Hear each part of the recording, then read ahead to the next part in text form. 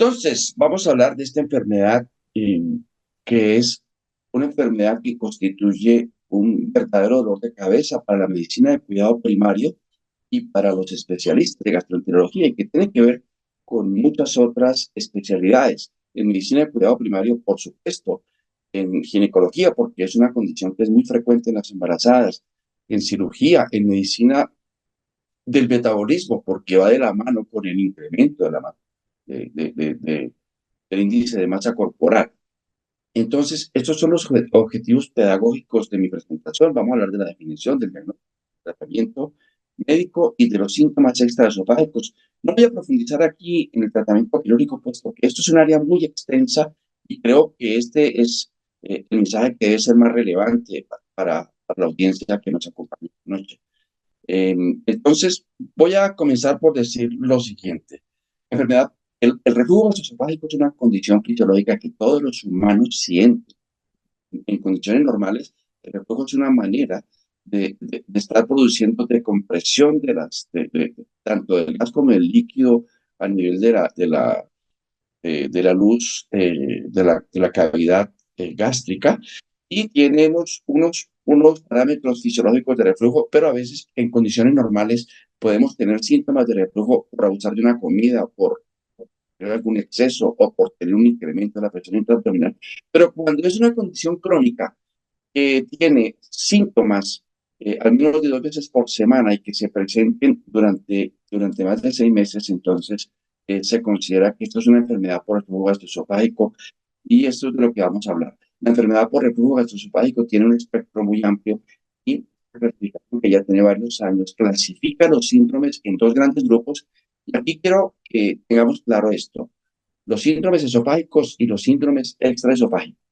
Síndromes esofágicos, entonces está la parte de síntomas, donde la presencia de pirosis, regurgitación o dolor torácico son como los síntomas esofágicos clásicos o cardinales de la enfermedad por reflujo. Aunque son muy comunes en la enfermedad por reflujo, pueden estar también presentes en otras condiciones. Y los síndromes con injuria esofágica son la presencia de esofagitis erosiva, estenosis esofágica, esófago de Barrett, y también el adenocarcinoma esofágico, porque esa puede ser una complicación avanzada del esófago de Barrett. Y empieza el problema y son los síndromes extraesofágicos, y es que han atribuido muchas condiciones al reflujo, pero como vamos a ver, esto no es tan cierto. La asociación establecida por estudios transversales está tos, laringitis, asma y erosiones dentales. Ninguna otra, ni faringitis, ni sinusitis, ni fibrosis pulmonar, ni otitis media, aunque han sido propuestos en estudios de asociación de corte transversal, no se ha encontrado consistencia en esa. Entonces, recordemos la mnemotecnia TELA. Tos, erosiones, laringitis y asma son las condiciones que los estudios han logrado establecer como asociados, pero no con causalidad. Es decir, aunque sean frecuentemente consistentes, la causalidad es algo dudoso, porque con frecuencia la terapia para reflujo en este grupo de pacientes no los mejora. La enfermedad por reflujo gastroesofágico es una eh, la enfermedad por reflujo gastroesofágico es una condición que, que es de una gran prevalencia a nivel global y la prevalencia va desde el 5 hasta el 35%. Nosotros hicimos un estudio por allá en el año 2015, en 2017, donde encontramos que en adultos colombianos la prevalencia de enfermedad por reflujo gastroesofágico es del 12%, haciendo la aplicación de un instrumento estandarizado y con encuestas en las cuatro principales ciudades. Se encontró que Barranquilla tiene una prevalencia del 16% y Bogotá del 10%. Entonces, nosotros estamos dentro de un rango intermedio de prevalencia a nivel global, pero es muy seguro que con el incremento del índice de masa corporal esta prevalencia va a seguir. Con respecto al diagnóstico, quiero decirles desde ahora que no hay una prueba gold standard, una prueba de oro para el diagnóstico. Entonces, el diagnóstico se establece con base en la combinación de varias pruebas que es desde los síntomas, una prueba empírica, una prueba terapéutica con inhibidor de bomba de protones, la endoscopia, el monitoreo de pH y la manometría esofágica de alta resolución, que no es una prueba diagnóstica, pero puede ser complementaria y de utilidad cuando las demás pruebas no nos han demostrado el diagnóstico o cuando queremos hacer una caracterización del fenotipo del reflujo de los pacientes. Hablamos de los síntomas. Y miren esto, es muy frecuente que los pacientes se refieran a los síntomas típicos de pirosis y regurgitación como acidez, agriera, reflujo, ardor, gastritis, cuando realmente los síntomas son esofágicos.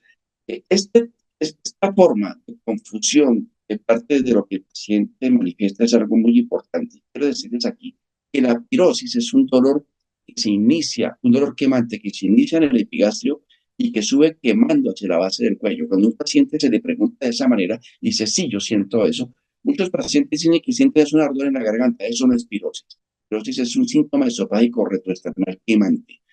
Entonces, la utilidad de estos síntomas es limitada porque vean ustedes que la sensibilidad y especificidad de estos síntomas está alrededor del 70%. O sea que muchos pacientes sin la enfermedad pueden tener síntomas y muchos pacientes con la enfermedad pueden no tener estos síntomas.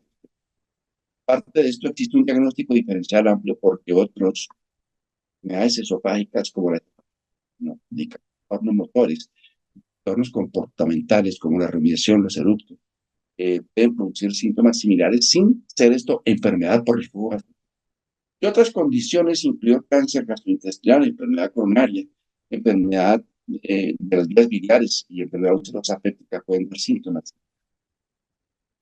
Con respecto al segundo método, que es una prueba con IVP, en este metaanálisis que se hizo ya hace varios años, también se encontró que cuando se con síntomas se daba terapia con IVP y a compararlo con pruebas específicas de pH o endoscopia, ya que la sensibilidad está alrededor del 70% y la especificidad es un poco más cercana al 50%.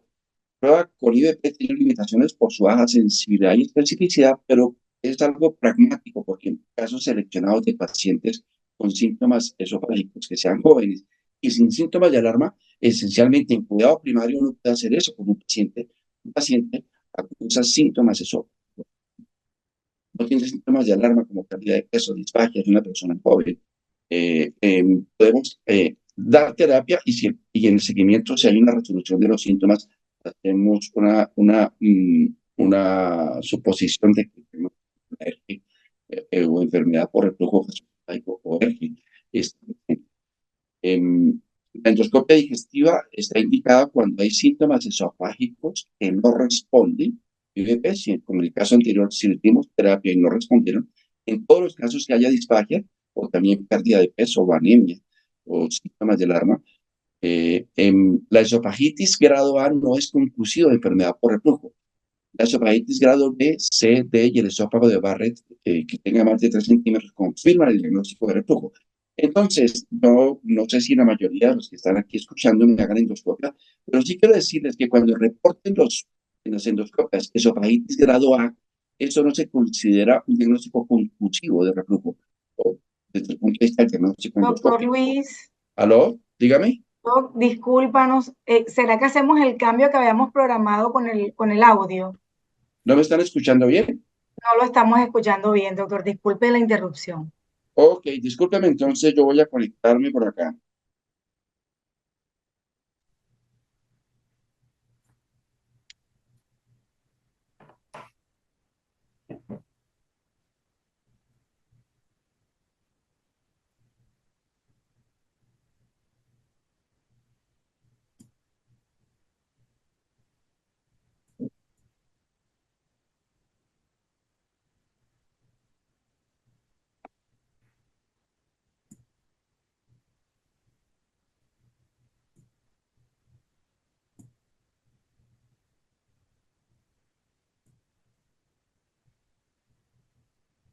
Hola, ¿me están escuchando? Sí, sí, Sí, señor. perfecto. ¿Hay eco o hay algo? ¿No? No, señor, no hay retorno. Bien, se escucha bien. Espérate que voy a... Hola, hola. Ahí sí. Yo estoy escuchándome. Sí, se escucha retorno.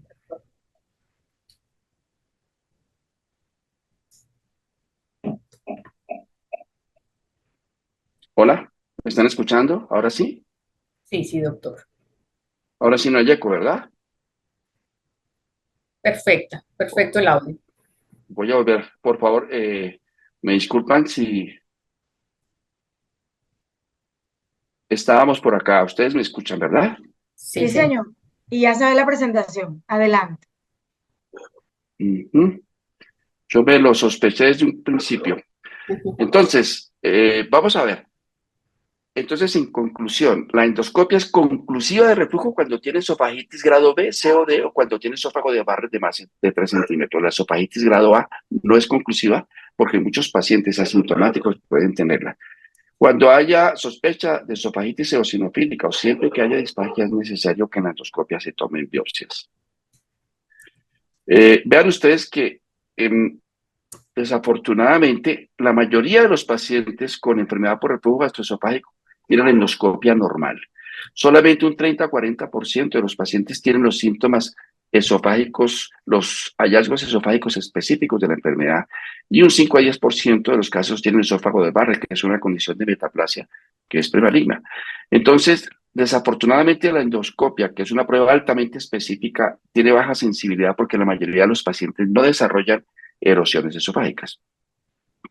El estudio de pHimetría esofágica es una forma en la que vamos a objetivizar el tiempo de exposición hacia y la asociación con síntomas de los pacientes que tengan sospecha de enfermedad por reflujo gastroesofágico. Tiene una sensibilidad entre el 75 y el 100% y una especificidad entre el 85 y el 100. Cuando se está buscando el estudio en pacientes que no tengan erosiones, la sensibilidad es un poco más baja. Quiero decirle que hay 3 métodos de estudiar el monitoreo de pH o de reflujo eh,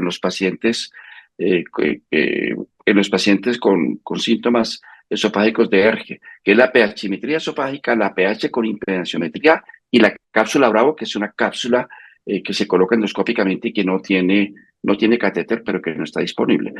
De estos 3, en Colombia tenemos esta, que es el método ideal de estudio en nuestro medio, que es la pH con impedanciometría, que es un catéter que no solamente mide el pH a nivel del esófago distal, el tiempo de exposición ácida, sino que también evalúa todos los eventos de reflujo, porque no solamente tiene un sensor para el cambio de pH y establecer el tiempo de exposición ácida, sino también evalúa los eventos de reflujo a través de 7 puertos de impedancia. Entonces, mide el reflujo ácido y no ácido, tiene una sensibilidad mayor, sobre el 90%, establece la asociación sintomática de los síntomas, de los eventos de reflujo con los síntomas esofágicos de los pacientes. Es útil para el estudio del eructo y también de la rumiación, y es la prueba de estándar, la gold estándar para los pacientes que tienen enfermedad demostrada y siguen sintomáticos después de que se les está dando una terapia adecuada. Entonces, esta es la prueba que es la más importante y es la que debemos elegir cuando vayamos a hacer un estudio de monitoreo de pH. Entonces, la pregunta es, ¿cuándo y cómo hacemos la prueba de monitoreo de reflujo? Depende si el paciente tiene enfermedad por reflujo no probada o si está probada. Enfermedad por reflujo no probado es que tenga una endoscopia normal, que tenga una esofagitis leve o que tenga solamente síntomas atípicos. Hacer siempre el estudio sin tomar IVP, es decir, si el paciente está tomando omeprazol, esomeprazol, etcétera, entonces lo suspendemos y lo hacemos. Si el paciente estaba tomando, tiene una enfermedad ya demostrada, es decir, tiene esofagitis grado B, C o D, esófago de Barrett, y está recibiendo terapia antisecretora apropiada con un IVP, entonces, y si continúa sintomático el paciente, aquí la pregunta que vamos a responder no es si el paciente tiene o no la enfermedad, sino si los síntomas que tiene es porque la enfermedad es refractaria y son causados por reflujo.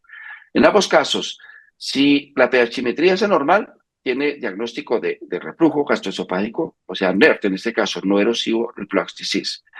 Si hay un tiempo de exposición ácida que es normal, es decir, pH normal, pero con asociación de síntomas positivos, se habla de reflujo por hipersensibilidad o reflujo hipersensible.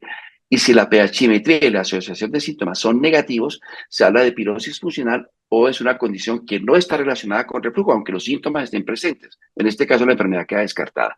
Igual pasa con los pacientes que ya tienen una enfermedad y se les hace el estudio con IVP, ¿no? Tenemos reflujo ácido persistente, que sería el verdadero reflujo refractario, y en estos casos de reflujo hipersensible y pirosis funcional sería una sobreposición o un overlap de una condición funcional en un paciente que ya tiene enfermedad por reflujo demostrada.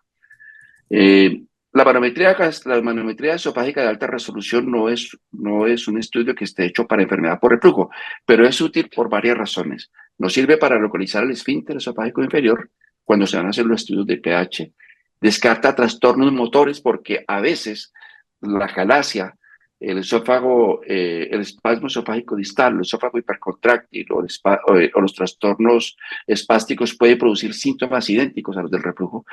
Puede diagnosticar otras cosas parecidas al reflujo como rumiación o eructo supragástrico y evalúa la hernia yatal. Mire que aquí hay una sola zona de alta presión y aquí tenemos el esfínter esofágico inferior y el diafragma porque hay una hernia grande. Entonces, es un estudio que es útil para evaluar la integridad de la barrera antirreflujo y siempre que pensemos en operar un paciente, siempre tiene que ser evaluada la función peristáltica. Entonces, es un método diagnóstico coadyuvante. Quiero que hagamos un poquito de imaginación aquí y todo lo que vean en negro, estas barritas negras son presiones negativas. Miren cómo aquí el esfínter esofágico superior se abre, entra aire y vuelve a salir. Esto se llama un eructo supragástrico. Y aquí vean cómo el líquido que está dentro del estómago se relaja el esfínter y sale un líquido hacia la faringe y el paciente deglute. Esto se llama rumiación. Entonces, el eructo supragástrico y la rumiación son condiciones comportamentales voluntarias automatizadas de los pacientes y frecuentemente se confunden con reflujo o pueden estar asociadas a reflujo. En este caso, la manometría esofágica de alta resolución resuelve la duda. Este es el último consenso que se hizo para el diagnóstico moderno de la enfermedad por reflujo gastroesofágico. Entonces, se llama el consenso de León 2, que lo pueden consultar, pero aquí están resumidos sus resultados. Entonces, tenemos dos escenarios en donde la enfermedad está más allá de cualquier duda y un segundo escenario donde la enfermedad está totalmente excluida. Si en la endoscopia hay esofagitis grado B o mayor o esófago de Barrett, el paciente tiene enfermedad por reflujo gastroesofágico probada. O si en el tiempo de exposición ácida que hicimos con la pH impedancia es mayor del 6% en 24 horas, el diagnóstico también es de confirmatorio de enfermedad por reflujo gastroesofágico. Aquí está el tiempo de exposición de ácida que se hace con cápsula Bravo, que nosotros no tenemos disponibilidad y no lo voy a mencionar. Ahora, ¿qué es evidencia en contra de la enfermedad por reflujo? Que tenga un tiempo de exposición ácida menor de 4. ¿Listo? Por cualquiera de los métodos que se estudien o un parámetro que está aquí mencionado, que es una impedancia basal nocturna, que es un método de integridad vitreal que está muy alto. Entonces, cuando tenemos tiempo de exposición ácida mayor de 6 o esofagitis avanzada, tenemos ERGE. Cuando tenemos tiempo de exposición ácida menor de 4 y esófago normal, entonces la ERGE está totalmente descartada. Hay una condición que es limítrofe, que es la esofagitis grado A, en donde, y el tiempo de exposición ácida que esté entre 4 y 6. Eso se llama borderline o limítrofe, y en este caso, pues, otras pruebas de soporte pueden ayudar. Si el paciente tiene hernia, si el paciente tiene asociación de síntomas en la pH impedancia, si tiene un número de eventos de reflujo mayor de 80 por día, y si en la manometría, en este caso, sería útil para poder complementar el diagnóstico si ese borderline se mueve hacia favor de patológico o fisiológico sin la presencia de hernia tal en la manometría o de que hay un trastorno de hipocontractilidad. Estos son otros datos del estudio de los parámetros de anormalidad en los pacientes que tengan energía probada, que aparecen también recomendados en este consenso, y es si el paciente bajo terapia con IVP tiene esofagitis grado B, C o D, entonces hay reflujo demostrado, o si tiene un tiempo de exposición ácida mayor de 4 y queda descartado cuando el tiempo de exposición ácida es menor de 1. Entonces, el paciente puede tener enfermedad por reflujo gastroesofágico, persistir sintomático, se le hace el tratamiento tomando tratamiento, se le hace la prueba diagnóstica tomando el tratamiento y podemos encontrar que la razón de la persistencia de los síntomas no es por reflujo refractario, sino porque pueda tener un síndrome de sobreposición funcional asociada. Bueno, esto es un poco complejo, pero yo quisiera que quedara claro el hecho de que cuando tenemos un paciente sin ERGE demostrado, el estudio tiene que hacerse sin IVP. Y cuando el paciente tiene ERGE demostrado, el estudio de monitoreo de pH debe hacerse bajo IVP. Estos datos serán de los doctores que están haciendo los estudios de monitoreo y tienen que ser conclusivos y tienen que ser coherentes con estas recomendaciones de este consenso que ha sido internacionalmente aceptado. Vamos a hablar del tratamiento, que es la segunda parte. Entonces, quiero decirle que la enfermedad por reflujo gastroesofágico tiene varios fenotipos y la terapia tiene que ser individualizada de acuerdo a cada uno de ellos. Modificación de un estilo de vida, terapia farmacológica, terapia quirúrgica, terapia endoscópica y terapias psicológicas son las 5 opciones de intervención terapéutica. Terapia farmacológica tenemos antisecretores, antiácidos y neuromoduladores. No vamos a hablar de terapia endoscópica ni terapia quirúrgica porque solamente vamos a hablar del tratamiento médico.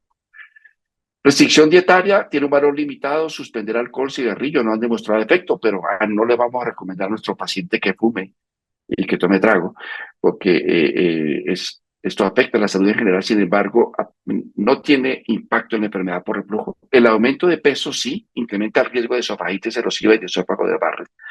Puede reducir el tiempo de exposición ácida y mejorar el aclaramiento, es decir, le favorece reducir peso, elevar la cabecera a 4 a 6 pulgadas y dormir de cúbito lateral izquierdo.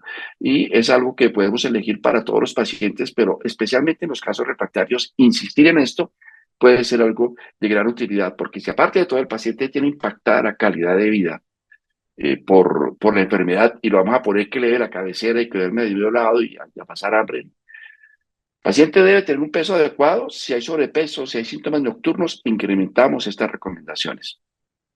Esas serían entonces las 3 recomendaciones, que es bajar de peso si hay más de 25 de índice de masa corporal, evitar acostarse 2 a 3 horas después de comer y elevar la cabecera solo si hay síntomas nocturnos.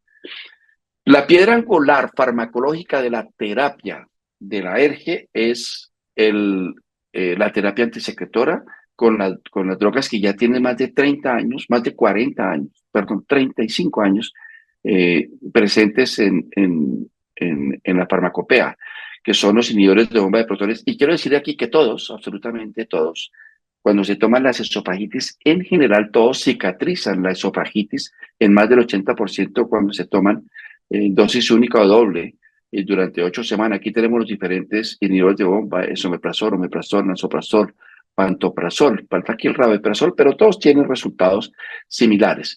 Sin embargo, cuando hablamos de síntomas, la resolución de los síntomas solamente se logra alrededor del 50% también con todos los IBP. Y la razón de esto es que los IBP solamente controlan el ácido, pero hay otros componentes causantes de síntomas, que es la carga total del reflujo, ¿correcto? La carga total del reflujo, la sensibilidad esofágica y el aclaramiento esofágico, y estos parámetros fisiopatológicos no son modificados por los IBP. Por estas razones, entonces, hay un bache, hay una brecha de pacientes que pueden persistir sintomáticos a pesar de que se traten bien, o la otra razón es que hayan síntomas funcionales asociados. Miren, la respuesta a IBP en diferentes ensayos clínicos controlados que están disponibles.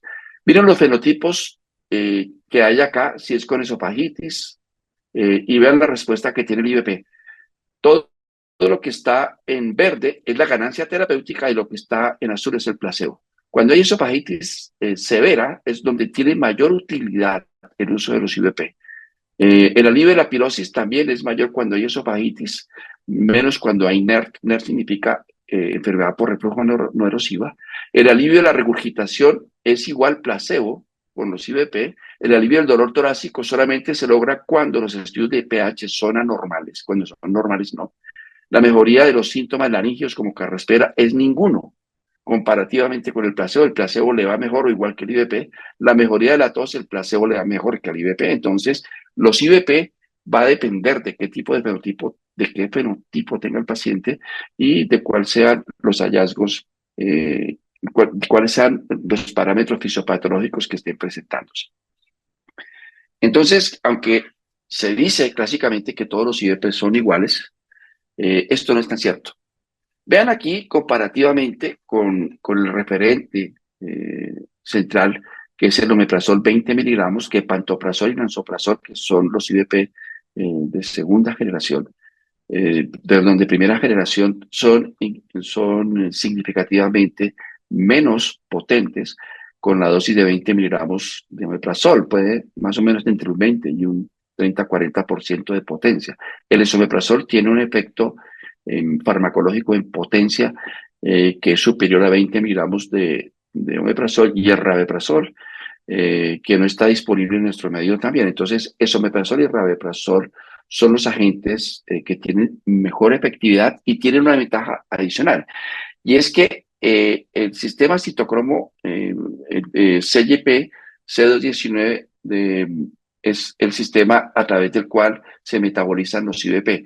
Y hay ciertos genotipos en donde el CYP C219 puede tener metabolizadores que sean rápidos o ultra rápidos, y eso hace que la efectividad de los IBP se reduzca. Entonces, esomeprazol y rabeprazol tienen menor actividad enzimática por esta vía metabólica y eso le da ventajas.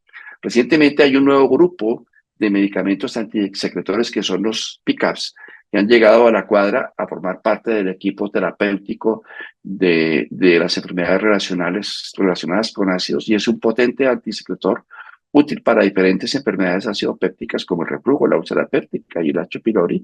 Y estos, a diferencia de los IBP que producen una inhibición que es irreversible con la bomba de protones, estos producen una visión reversible competitiva con la bomba de hidrógeno potasio ATPasa, y esto hace que pueda unirse a una mayor cantidad de bombas y no requieren que las bombas sean activadas por comida, y ofrece esta ventaja terapéutica. Entonces, los PCABs, a diferencia de los IBPs, los PCABs aún no están disponibles en nuestro medio, pero actúa directo en la bomba de protones, actúa tanto en bombas activas como inactivas, actúa a partir de la primera dosis, no depende de la ingesta de alimentos para que funcione.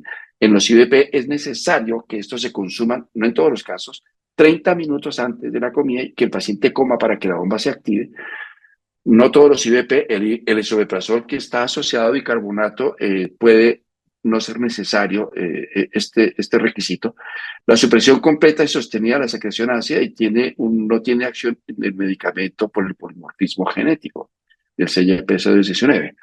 Sin embargo, vean lo que sucede cuando se compara esomeprazol con vonoprazan, que es uno de los PCABs que ha sido más estudiado a nivel mundial. Los PCABs son vonoprazan, tegoprazan, flexuprazan, han sido utilizados en Asia durante más de 10 años y en términos de escala global de síntomas, no hay diferencia entre esomeprazol y vonoprazan a la semana 2 ni tampoco a la semana 4, y en términos de reducción de síntomas esofágicos tampoco lo hay. El vonoprazan y los PCABs y el tegoprazan podrían ser útiles en las formas más severas de ERGE, donde tienen formas de reflujo más avanzadas que son las menos frecuentes. Pero en términos de síntomas aparentemente no tiene ninguna ventaja utilizar los PCABs frente al esomeprazol, que es el IBP que ha sido llevado en este estudio. Ventajas del esomeprazol sobre otros IBP, que es superior a los IBP de primera generación. Los resultados con vonoprazan en resolución de síntomas y mejoría de síntomas globales son similares. El metabolismo no es afectado por el polimorfismo genético del citocromo CYP219, y el esomeprazol combinado con bicarbonato alcaliza el antro, tiene una acción de absorción rápida y no es afectado por la ingerencia de la comida. Entonces, esomeprazol combinado con bicarbonato es una muy buena elección para la terapia de pacientes con enfermedad por reflujo gastroesofágico, y es un medicamento que está disponible en Colombia. Los alginatos y los antiácidos son terapias, perdón, voy a tomar un poco de agua. Son terapias adyuvantes para la enfermedad por reflujo gastroesofágico que no son antisecretoras, pero tienen otras funciones que son útiles. Mejoran la barrera antirreflujo, neutralizan y aíslan el bolsillo ácido, que es el sobrenadante de ácido que está por encima de la comida y que puede producir síntomas postprandiales. Produce un alivio sintomático rápido y transitorio. Esto de manera crónica no tiene utilidad, pero para los síntomas que son intermitentes son útiles. Son más eficaces cuando se combinan con antiácidos, los alginatos, superiores a placebo, potencializan el efecto de los IBP, y en la primera línea, casos de reflujo refractario. Aquí tenemos este estudio donde está el IBP solo en pacientes sintomáticos, y cómo al combinar el IBP con alginato, el índice de terapia post-tratamiento versus el IBP solo es superior. Entonces, es una buena recomendación combinar alginato con antiácidos más la terapia con IBP en el paciente con enfermedad por reflujo gastroesofágico demostrado que persista sintomático. Los antagonistas H2 como ranitidina tienen menor efectividad que los IBP, curan la esofagitis, aunque no tan eficazmente como los IVP, que lo hacen un 80%, alivian los síntomas y las indicaciones son síntomas leves y ocasionales. Algunos lo pueden utilizar para reducir los IVP en formas leves de la alergia. Se puede utilizar adicionalmente alergia para el control del reflujo ácido nocturno. Es coadyuvante en respuesta incompleta a IVP, pero puede producir taquifilaxia, es decir, que con el paso de los días pierde el efecto, puede producir síntomas neurológicos en ancianos y tiene interacción con el CYP 450, que es un mecanismo, que es un citocromo que es necesario para el consumo, para el metabolismo de muchas drogas que estos pacientes consumen. Sin embargo, ustedes saben todos que la ranitidina está restringida por la FDA porque se ha encontrado que está relacionado con algunos cánceres. Entonces, es un medicamento que no está tan disponible ahora. Sin embargo, puede ser útil especialmente en casos de pacientes que tengan síntomas nocturnos o reflujo ácido persistente como causa de reflujo refractario. El alginátido que mencioné ahorita, miren ustedes cómo el bolsillo ácido postprandial es reposicionado cuando se usa el alginato y evita que esto que está aquí entre en contacto con la unión esofagogástrica. Existen pocas drogas que tengan acción antirreflujo, es decir, que eviten el contenido gástrico refluya hacia el esófago, que es el principio fundamental, básico de la fisiopatología de la enfermedad. Y uno de ellos es el baclofeno, que es un agonista GABA que impacta en las relajaciones transitorias del esfínter esofágico inferior, que es el mecanismo frecuente de reflujo. Inhibición farmacológica es un foco potencial de tratamiento y este baclofeno reduce las relajaciones transitorias en pacientes refractarios, pero tiene un problema que tiene muchos efectos secundarios a nivel central, produce somnolencia, debilidad, mareo, falla en la concentración. Entonces, el uso en la vida real está muy restringido solamente en casos muy ocasionales. Solo los puedo usar. Yo lo he usado con dosis que sean ascendentes en algunos casos de pacientes con reflujo refractario. Estas son recomendaciones de la Guía de Práctica Clínica del 2022 de la American College of Gastroenterology, donde se dice que el IVP es la elección para la curación de la esofagitis, es la elección para el mantenimiento de la curación de la esofagitis. Los IVP se administran 30 a 60 minutos antes de comer y no al acostarse, antes de las comidas. IVP, intentar suspenderlo si hay respuesta sintomática en esofagitis leves y en formas no erosivas. Usar la dosis más baja posible de mantenimiento, no adicionar terapias médicas en no respondedores a IVP, usar IVP indefinidamente o cirugía para pacientes con esofagitis grado B, C o D, o los pacientes que tengan una dependencia. No pasa nada, pueden los pacientes, porque cuando tienen esofagitis avanzada y se suspende la terapia antisecretora, la esofagitis recae más del 80% de las veces. Usar IVP intermitente o a demanda para control de pirosis en pacientes con enfermedad no erosiva. No usar baclofeno en ausencia de evidencia objetiva de enfermedad por reflujo gastroesofágico. No usar prokinéticos de ninguna clase para ERKI. Tengo que decirlo acá, a menos que tenga una gastroparesia comprobada. Esta es una recomendación, porque los prokinéticos no tienen acción sobre la actividad motriz del esófago. No usar sucralfato, excepto en pacientes embarazadas. Aquí hay una situación que voy a revisar ahora, y es que los pacientes pueden tener una condición de reflujo dentro del rango fisiológico y el reflujo fisiológico producir síntomas. Eso se llama hipersensibilidad esofágica. O puede puede tener síntomas como pirosis sin estar asociado a reflujo. Eso se llama pirosis funcional.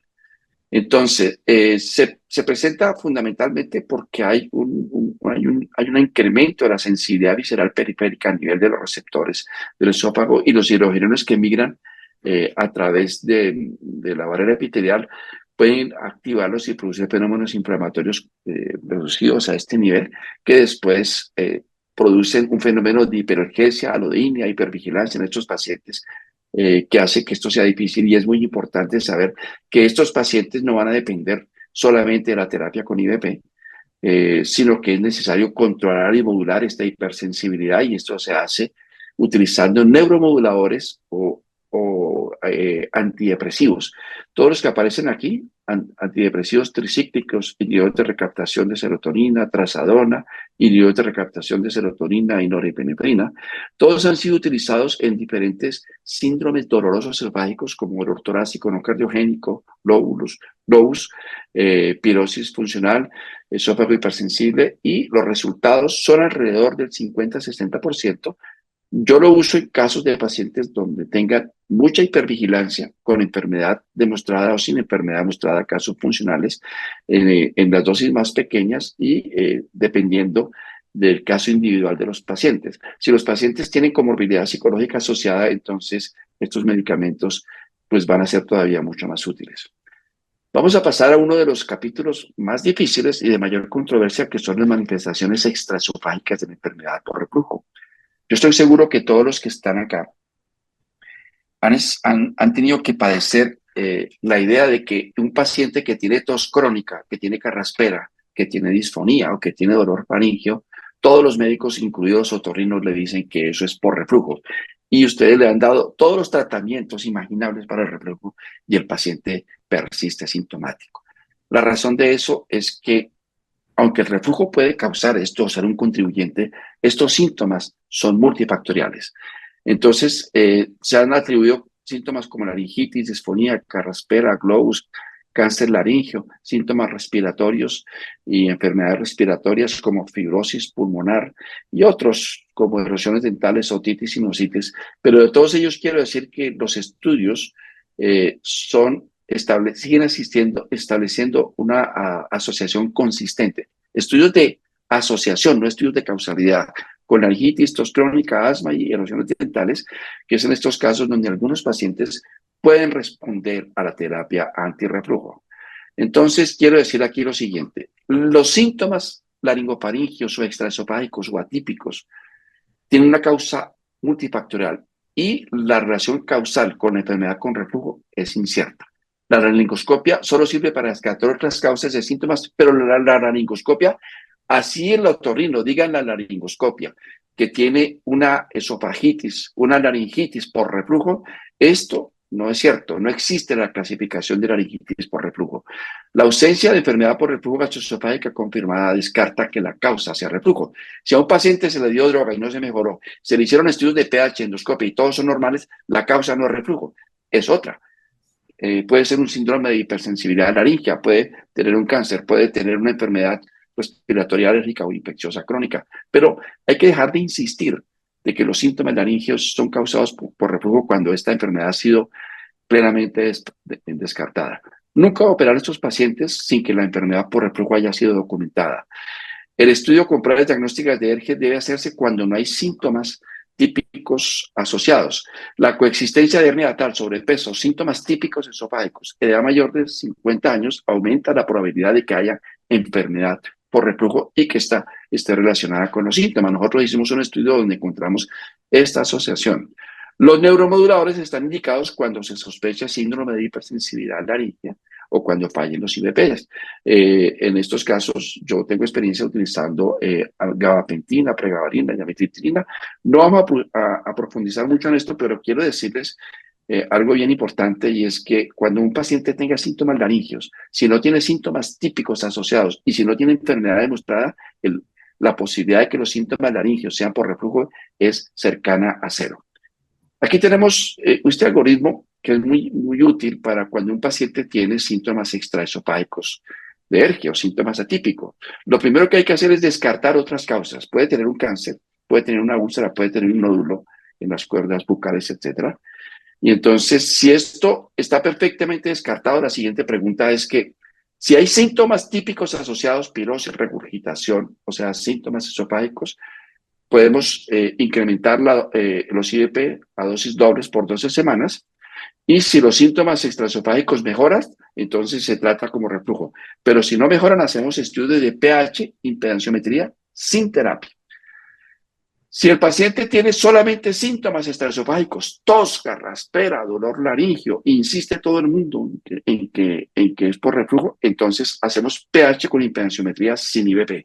¿Por qué? Porque esto es más eficaz que darle tratamiento empírico. Si el estudio de pH sin IVP es normal, entonces el paciente no tiene reflujo como causa de los síntomas laringeos y es un desorden laríngeo funcional o de otra causa que no nos corresponde a nosotros. Si es anormal, entonces se trata como si fuera una enfermedad por reflujo gastroesofágico. Este es un enfoque práctico. Las siguientes 2 diapositivas es con las que concluyo. Un enfoque práctico de cómo hacemos el abordaje clínico de un paciente que tenga síntomas sugestivos de ERG. En Colombia, si un paciente tiene más de 30 años o tiene síntomas de alarma, hay que hacer endoscopia. Pero si no es así, en la escena de cuidado primario podemos hacer una prueba con IVP. Entonces, la prueba con IVP ya demostramos cuál es el rendimiento que tiene y de forma pragmática, si el paciente responde a terapia con IVP, entonces el diagnóstico de ERGES es un diagnóstico presuntivo porque hay una mejoría que es inmediata con el tratamiento que el paciente está sintiendo y entonces lo que hacemos es llevar el paciente a la dosis más baja posible, hacerlo de forma intermitente o a demanda. Si el paciente no tolera esto o si no hay respuesta sostenida, o que el paciente tenga más de 30 años o síntomas de alarma, hacemos endoscopia como primer paso. ¿Por qué más de 30 años? Porque el cáncer gastrointestinal en Colombia y en América Latina es muy frecuente. Nosotros hicimos un estudio y en pacientes, el caso de un paciente más joven en dispepsia no investigada tenía 34 años. Entonces, en este caso, la primera opción, o si hay falla a la terapia con IVP empírica, es la endoscopia. Y la endoscopia nos dará información si tiene esofagitis o puede tener esofagitis eosinofílica, que es otra enfermedad inflamatoria esofágica que produce síntomas similares, y entonces el diagnóstico está establecido.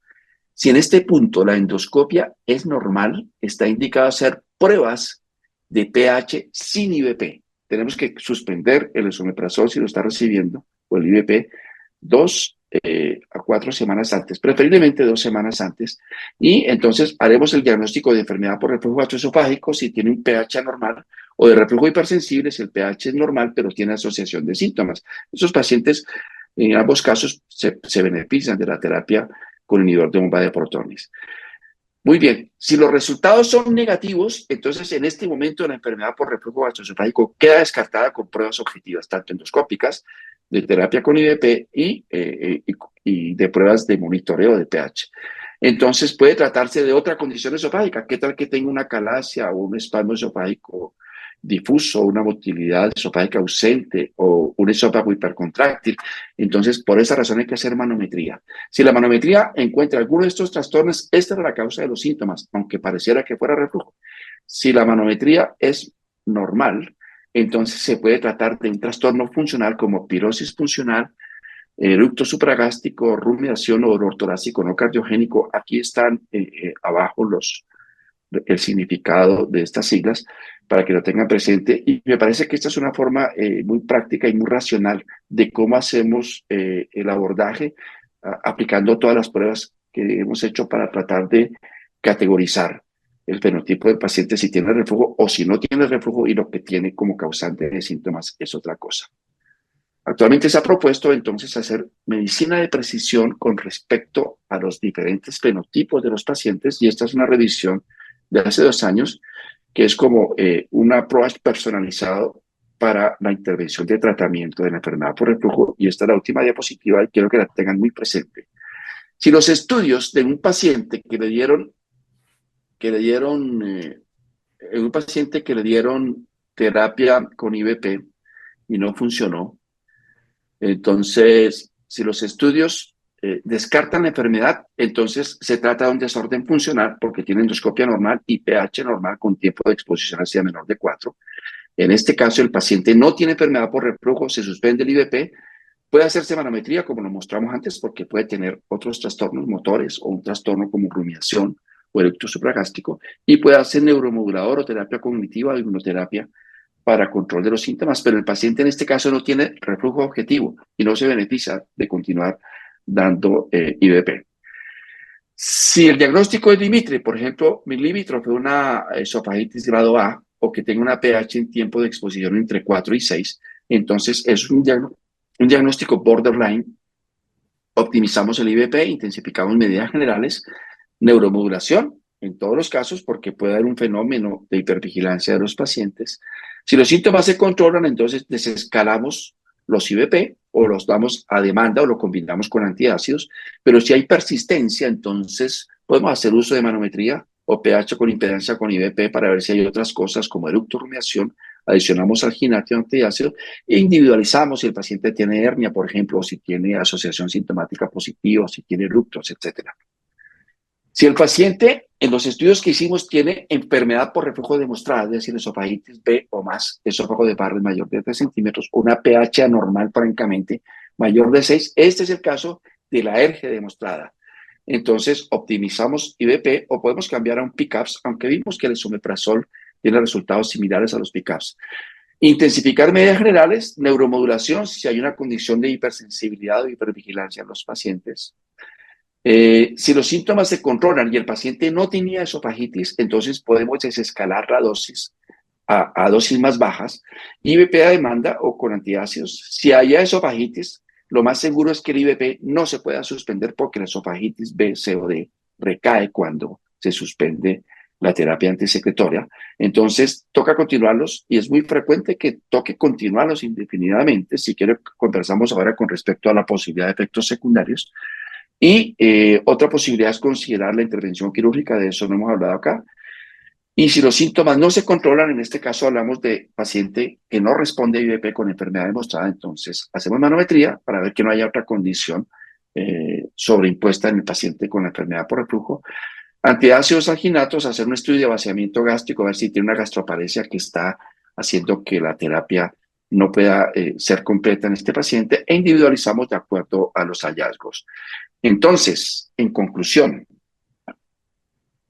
la ERGE es el resultado de la interacción de múltiples componentes. El paso más importante es caracterizar el fenotipo. El objetivo del tratamiento es aliviar los síntomas y reducir los riesgos. El manejo incluye varias estrategias, modificaciones de estilo de vida, pruebas diagnósticas, algunos medicamentos, terapias psicológicas y cirugía. El tratamiento debe adaptarse a la medida del fenotipo individual y yo espero con esto haber cumplido con el objetivo de esta clase.